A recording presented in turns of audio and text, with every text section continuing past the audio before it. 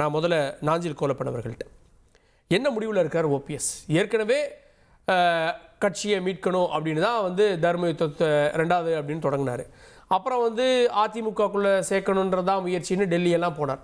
திரும்ப அதே போர்க்கோளத்தை பூண்டிருக்கிறார். என்ன முடிவு சார்? அதாவது இன்றைய தினம் எங்களை வாழ வைத்த இதே தெய்வம் புரட்சித் தலைவர் எம்ஜிஆர் அவர்களின் நினைவு நாள். நேற்று வரைக்கும் நாங்கள் பார்த்தோம், ஒரு மன மாற்றம் உருவாகும், அந்த மனமாற்றம் ஒரு இணைப்பாக உருவாகுங்கிறதெல்லாம் எதிர்பார்த்தார் அண்ணன் ஓபிஎஸ் அவர்கள். ஏன்னா கட்சிக்குள்ளே ஒரு அண்ணன் தம்பி பிரிவினைக்குள்ளே சண்டைகள் வரும், பிரிவினைகள் வரும், இணைப்புகள் வரும். தலைவருடைய பாடல் போல ஒரு தாய் வயிற்றில் பிறந்த உடன்பிறப்பில் பல பிரிவுகள் வந்தாலும் ஒற்றுமை வரும்னு எதிர்பார்த்தார். ஆனால் இங்கே அவர் எடப்பாடி பழனிசாமி ஒரேடிய பிடிவாதமாக, நான் இதை விலை கொடுத்து வாங்கிட்டு வந்த கட்சி, இந்த கட்சிக்குள்ளே நான் யாரையும் ஏற்க மாட்டேங்கிற ஒரே பிடிவாதத்தில் இருக்கார்.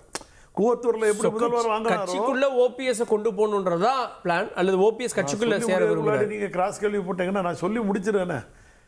கூவத்தூர்ல எப்படி நம்ம விலை கொடுத்து ஒரு முதலமைச்சர் ஆனோமோ அது போல வெங்கடேஸ்வர இதில் வந்து 2500 போலி பொதுக்குழு உறுப்பினர்களால் 2500 போலின்னு சொல்ல முடியுமா? அது உண்மை சார்.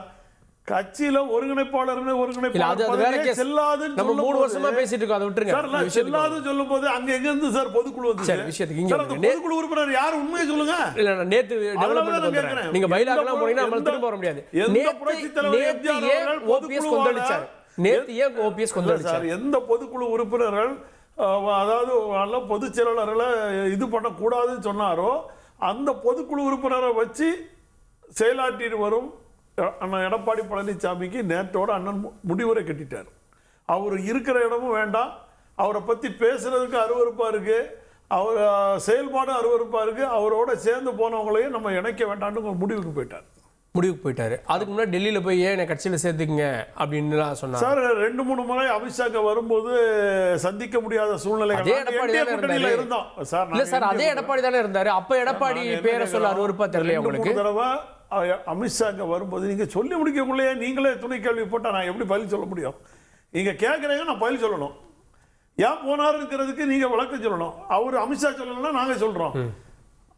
2-3 முறை அவர் வரும்போது மோடியாக இருக்கட்டும், அண்ணன் ஓபிஎஸ் அவர்களை என்டிஏ கூட்டணியில் 2024 மோடி வரணும்னு சொல்லி நாங்கள்லாம் உழைச்சவங்களுக்கு உரிய அங்கீகாரத்தை கொடுக்கலனால அமித்ஷா அழைச்சாருன்னு சொல்லி அண்ணன் ஓபிஎஸ் அவர்கள் போனாங்க, பார்த்தாங்க, விவரத்தை சொல்லிட்டாங்க. முடிவு அதாவது கட்சி ஒருங்கிணைப்பாளராக வரணும் 2026 வரைக்கும்.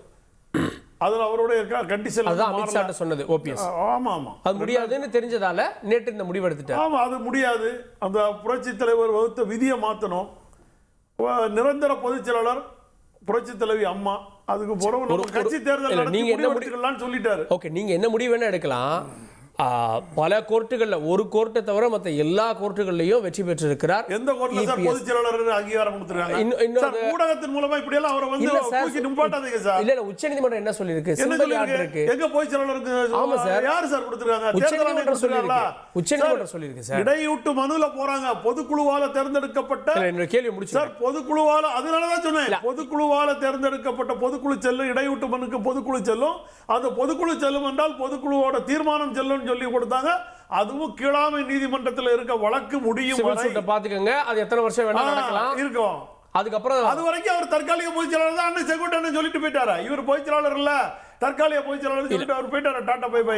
அதிமுக ஆங்கிள் பாருங்க, உச்சநீதிமன்றம் வந்து இப்போதைக்கு ஏற்றுக்கொண்டிருக்கா இல்லையா?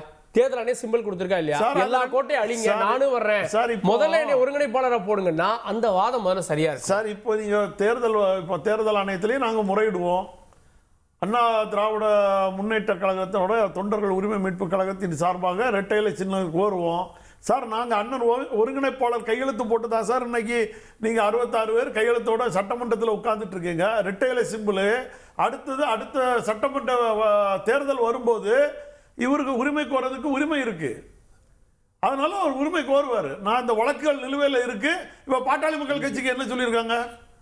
நீங்க 2 பேர் வந்தா நான் சின்னத்தை முடக்குவேன். அதை முதல்ல சின்னத்தை முடக்குங்க. ஓ, இப்போ சின்னத்தை முடக்குவதற்கான முயற்சி தான் இது. முடிக்க சார். அதுக்காக ஆகாதவங்க கையில நாங்க கையில கொடுத்துட்டு தெருவோட போறதுக்காக நாங்க உட்கார்ந்துட்டு இருக்கோம். அதுக்காக நாங்க உரிமை மீட்பு தொண்டர்கள் உரிமை மீட்பு கழகம் என்ன பாடம் போட்டுவீங்க? பாடம் புகட்டுவோம்னா அதோட அர்த்தம் என்ன? பாடம் புகட்டுறதை நீங்க பொறுத்திருந்து பாருங்க. புரட்சி தலைவர் நினைவு நாள்ல சபதம் ஏற்றோம். புரட்சி தலைவரோட பிறந்த நாள்ல இருந்து எங்க பாடத்தை புகட்ட ஆரம்பிப்போம். கேட்போம் திரு பொங்கலூர் மணிகண்டன்ட்ட. திருந்துங்கள், இல்லை என்றால் திருத்தப்படுவீர்கள் அப்படின்னு பொதுக்குழுவுக்கு முன்னாடி சொன்னாரு ஓபிஎஸ். ஆனா எந்த வகையில இறங்கி வர தயாரா இல்லைன்றப்போ ஓபிஎஸ் இந்த முடிவை எடுப்பதும் தவிர்க்க முடியாது அப்படின்னு பார்க்கலையா? இதற்கு காரணம் இபிஎஸ் தான் அப்படின்னு அந்த துணை கேள்வியும் வரலையா?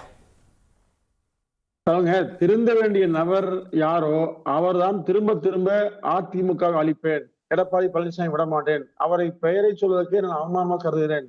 பெயரை சொல்ல வேண்டாம். நீ யாரு சொல்ல சொன்னா, யாரு திருந்து சொன்னா, நீங்க திருந்துங்க, திருந்தாம போங்க, யாருக்கு என்ன அதை பத்தி? அவங்க பாடம் போட்டுவாங்கிறாரு.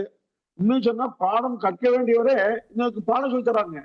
பாடம் எவ்வளவு வலிமையானது என்பதை திரு பன்னீர்செல்வம் உணரவில்லை. அவருடைய கடந்த கால நிகழ்வு அனைத்தையும் பார்த்தோம். சசிகலாமை தொடங்கி படசில போக விரும்பல. இன்று வரையிலும் அதிமுகவுக்கு எதிராக என்ன செய்ய வேண்டுமோ எல்லாவற்றையும் செய்து கொண்டு ஒற்றுமையை பேசுறார், இணைப்பில் பேசுறார். அதாவது ஒரு முறையாவது அதிமுக வெல்ல வேண்டும், அதிமுக வெற்றி பெற்று ஆட்சி எண்ணமே இல்லாமல் நான் அதிமுகவை அழிப்பேன் என்றுதான் 24 தேர்தலில் பேசினார். அதிமுகவை அழிப்பேன் அவர் சொல்லல. இல்ல இல்ல, அதிமுகவை இன்னைக்கு திரும்ப திரும்ப இல்ல இன்னைக்கு எடப்பாடி பழனிசாமியோட அகம்பாவத்தை அழிப்போம், ஆணவத்தை அழிப்போம் சார். அவர் சொல்றது இபிஎஸ்க்கு பாடம் போட்டுன்றாரு. ஆனா அமித்ஷா மூலமாக அவங்க வந்த தூதே என்ன கட்சியில சேர்த்துக்கங்க அப்படின்றதானே. அதை நிராகரித்து விட்டு இன்னைக்கு ஓபிஎஸ் திட்டினா என்ன நடக்க போகுது? ஏன் அதிமுக எப்பொழுதாவது ஓபிஎஸ் பேசுதான்னு பாருங்க. இவர்கள் தான் திமுக என்ன பேசுங்க, அதிமுக மீண்டும் வந்து வரக்கூடாது, அதிமுகவுல அம்மா மறைவுக்கு பிறகு கட்சிக்கு அழைத்து வரலாம் கனவு கண்டது. அந்த கனவை நனவாக்குற ஒரு வழிமுறை தான் போறாங்களுடைய.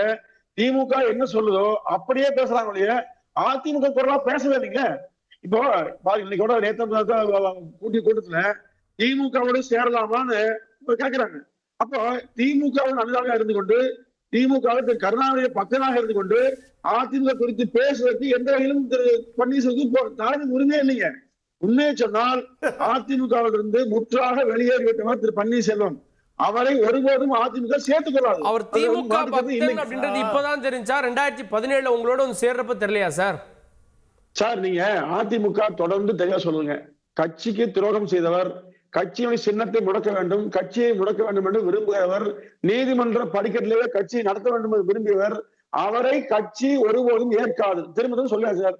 எப்ப சமரசம் பண்ணாங்க? இப்பதான் பேசியிருக்காங்க. எல்லா தவறையும் செய்து விட்டு, தவறுக்கு மேல தவறு செய்து விட்டு தோல்வி அடைந்த பிறகு ஒன்னா சேர்றா சொன்னீங்கன்னா பாக்குற மக்கள் நினைக்கிறாங்கன்னா அதிமுக பிரிந்து எந்த பிரிவும் இல்லை. அதிமுக ஒன்றாக நன்றாக வெள்ளக்குள்ள இருக்குது. அந்த அதிமுக குள் வர வேண்டும் என்று சொன்னால் முதல்ல வாயில தவறான வார்த்தை பேசி நிறுத்துவீங்க. அப்போ உடனே திமுக மாதிரியே பேசிக்கொண்டு உள்ள இணையிடம் சொன்னா யாரும் ஒத்துக்கோங்க.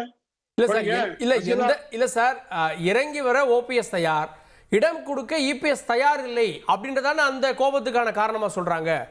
2 பேரும் இறங்கி வந்தா தானே சார் தான் இருக்கும். சார் நீ சிறுமொழித்தனமா நான் பேசினா கூட அது தவறுன்னு சொல்லலாம், சரின்னு சொல்லலாம். ஆனால் 3 முறை முதலமைச்சர், ஒரு பக்குவமான மனிதர், அம்மா அடையாளம் சொல்றீங்களா? அவர் பேசுற பேச்சு ஏதாவது பக்கம் பாருங்க, எந்த பக்கமுமே இல்லை. அதிமுக தொண்டன் விரும்பலுக்கு மாறாக செயல்பட்டு கொண்டு அதிமுக குறித்து ஒற்றுமை யாரும் ஒத்துக்குவோம்? என்ன ஒற்றுமை, என்ன அர்த்தம்? அதாவது அதிமுக 24 என்ன முடிவு எடுத்தீங்க? அதிமுக அழிப்பேன், அதிமுக அழியும் பேசுங்க இல்லையா? அப்போ அந்த அதிமுகவை நீடித்து நிலைத்து அழிப்பேன்னு நாங்க சொல்லலாம். எடப்பாடி பழனிசாமி ஆணவத்தை அழிப்போம், அகம்பாவத்தை அழிப்போம். அவருடைய அப்பா வீட்டு கட்சி அல்ல. இது தொண்டர்களுக்காக உருவாக்கப்பட்ட கட்சி. இந்த கட்சியை கபலீகரம் செய்த எடப்பாடி பழனிசாமி பேசுறாரு. நீங்க அதிமுக அழிப்போம், அதிமுக அழிப்போம்னு சும்மா ஒரு நாங்க எதிர்க்கிறது அதிமுக அல்ல இபிஎஸ் அப்படின்றார். இபிஎஸ் அதிமுக வேணுமா? தொண்டர்கள் யாரும் இருக்காங்க. நீங்க ஆமான்னு சொன்னா உண்மையாயிருமா? நீங்க ஆமான்னு சொன்னா உண்மையாயிருமா? யாரோ ஒருத்தர் பேசுவாங்க, அவ்வளவுதான். நீங்களே பேசுங்க, நாங்க நீங்களே பேசுங்க. பொங்கலூர் அமைதியாக பேசுங்க. பொங்கலூர் பேசுங்க. இல்ல ஒரு நியாயமா சொல்லுங்க. பேசுறது இல்ல சார், correct ஆ சொல்லுங்க. நாகரிகமா பேசணும்ல, நாகரிகமா பேசிக்கணும். நான் அமைதியா இருந்தேன். இல்ல சார், அவர் கேட்கறது வேற வழியே கிடையாது. ஒரு நிமிஷம். அவர் கேட்கறது எங்களுடைய பகை அப்படின்றது இறங்கி வர மறுக்கும் தொடர் தோல்விகளை கொடுத்து கொண்டிருக்கக்கூடிய இபிஎஸ்க்கு எதிரானது அப்படின்றாங்க. அதிமுகவை வளர்ச்சி பாதைக்கு அவர் கொண்டு வரலன்னு குற்றச்சாட்டை முன்வைக்கிறார். சார் 10 தோல்வி என்ன 10,000 தோல்வி கூட சொல்லுவாரு கருணாநிதி பக்தன் ஓ பன்னீர்செல்வம். அவர் ஒருங்கிணைப்பாளராக இருந்த போதுதான் எல்லா தோல்வி வந்ததுங்க. அதாவது 2024 தேர்தல், அடுத்த 2028 தான் எடப்பாடியார் பொதுச்செயல் ஆனவங்க சந்திக்கக்கூடிய 2 முக்கியமான தேர்தல். அவ்வளவுதான். அதுக்கு முன்பாக எல்லா தேர்தலின் போதும் பன்னீர்செல்வம் 9 தோல்விக்கு காரணம் ஓபிஎஸ்ன்றீங்க. இருந்தாலும் இல்லைங்க அவரு கட்சி தலைமையார் சார், அவன் தலைமை. அப்படியே ஜெயிக்க காரணம் இருக்குல்ல, சொந்த ஊர்லயே ஜெயிக்க முடியும் சார், சொந்த மாவட்டத்தை தோல்வி. அதாவது சார் சேலம் மாவட்டத்துல 10 இடங்கள்ல வெற்றி பெற்றது எடப்பாடியார். ஆனால் அவர் சொந்த மாவட்டத்துல அவரே ஜெயிப்பது சொந்த மாவட்டத்துல ரவீந்திரநாத் ஜெயிச்சாரு 2019 எல்லா இடத்துல அதிமுக தோத்தப்போ. அப்போ நாடாளுமன்ற தேர்தலில் ஜெயிக்க முடியுது, நீங்க சட்டமன்ற தேர்தல் ஏன் ஜெயிக்க முடியுது? அப்ப நோக்கம் என்ன? கூட இருந்து கொண்டு துரோகத்தை செய்தீர்கள், அந்த துரோகம் வெளிப்பட்டது. அதுதான் கட்சியை எப்படியாவது அடைக்க வேண்டும், முடக்க வேண்டும் என்று முனைந்தீர்கள். எனவே கட்சி ஜெயிக்கப்பட்டீங்க. அவ்வளவுதான்.